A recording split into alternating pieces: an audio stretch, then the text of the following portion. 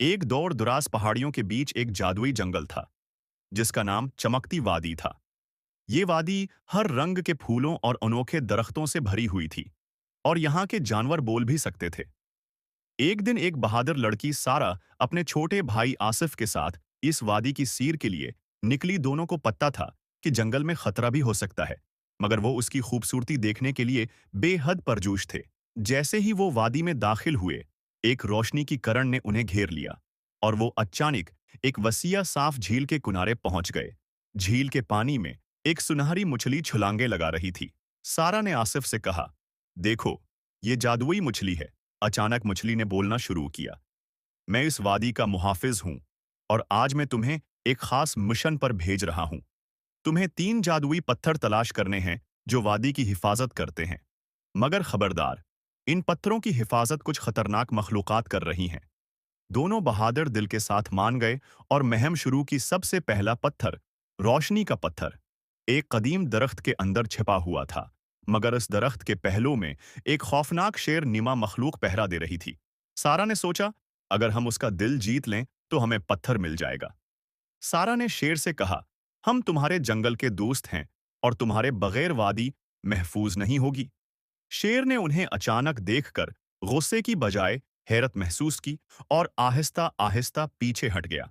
दोनों ने पहला पत्थर हासिल किया और आगे बढ़ गए। अगला पत्थर, बादल का पत्थर, एक पहाड़ी चोटी पर था, जहां बारिश के बादल घूम रहे थे।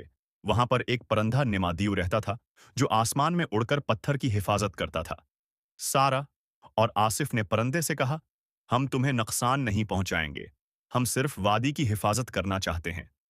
परिंदे ने उनकी नीयत को परखा और पत्थर उनके हवाले कर दिया। तीसरे और आखिरी पत्थर, जमीन का पत्थर, एक गहरी गार में छिपा हुआ था, जहां रेत और पत्थरों से बनी एक दिव्यकल सानप नीमा मखलूक रहती थी। सारा और आसिफ ने अपनी अक्ल और हौसले से उस मखलूक को बताया कि वादी के बगैर ये सब खतरे में हैं। सानप नीमा मखलूक ने उन्हें आजमाया, मगर आखिरकार पत्थर दे दिया।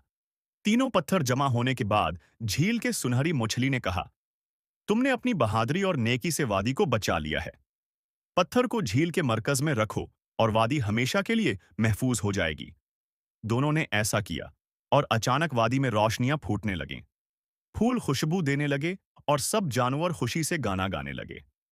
सारा और आसिफ ने अपने दिलों में यह फैसला किया कि वो हमेशा उस वादी की हिफाजत करेंगे, और उस दिन से चमकती वादी का राज सिर्फ उनकी बहादुरी और नेकी की वजह से दुनिया के लिए महफूज रहा। लोग कहते हैं, जो भी वादी में आता है, उसे सारा और आसिफ की हिम्मत की कहानियां सुनने को मिलती हैं, और बच्चों को ये सबक मिलता है कि बहादुरी, समझदारी और नेकी से कोई भी मुश्किल हल की जा सकती है।